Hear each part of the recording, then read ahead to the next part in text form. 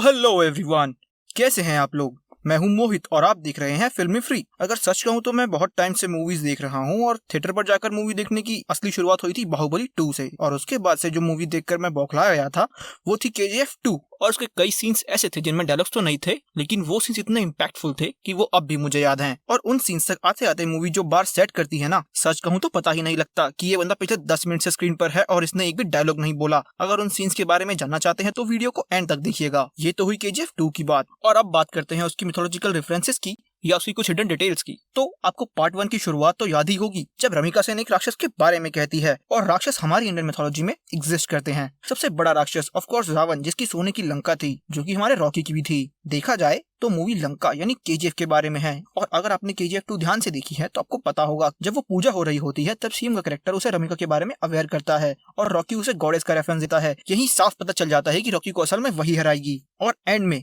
वो रॉकी जो किसी से नहीं हारा, वो एक औरत से हारता है।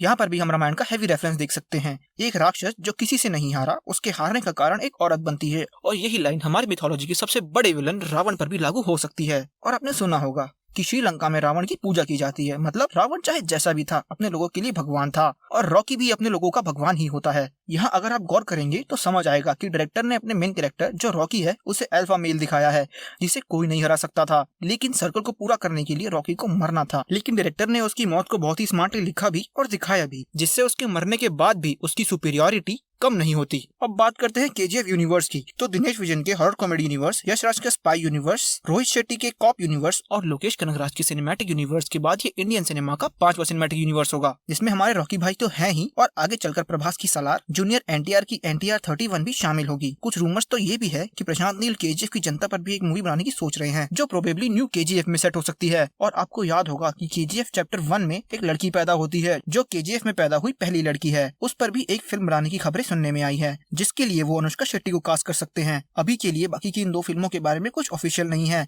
अगर आपने KGF चैप्टर 1 और 2 देखे हैं तो आपने इन बच्चों को तो नोटिस किया ही होगा। आपको बता दूं कि ये कोई आम बच्चे नहीं हैं। अगर डायरेक्टर चाहे तो इनको बहुत स्मार्टली यूज कर सकता है। KGF में कोई सिनेमा नहीं था और ना ही कोई हीरो, और जब उन बच्चों ने रॉकी को देखा तो उसके कारनामों ने उसे उन बच्चों का हीरो बना दिया।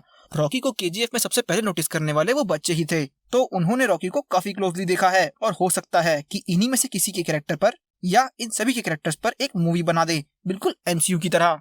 अगर नेगेटिव की बात करूं तो मुझे बस 2 चीजों पर डाउट्स हैं।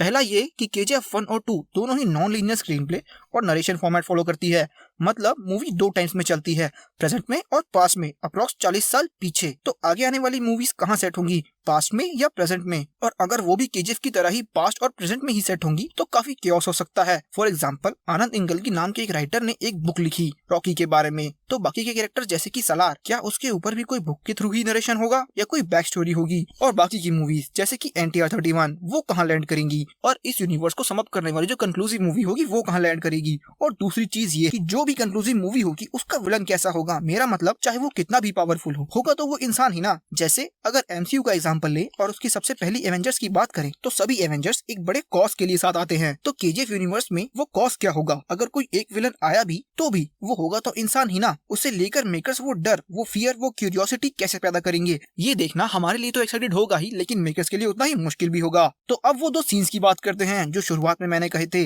पहला सीन तो वो पुलिस स्टेशन सीन है जहाँ रॉकी पूरा थाना ही उड़ा देता है, और दूसरा है क्लाइमैक्स। तो गाइस अभी के लिए बस इतना ही। बिजनेस करेंगे, ऑफर क्लोजेस सून।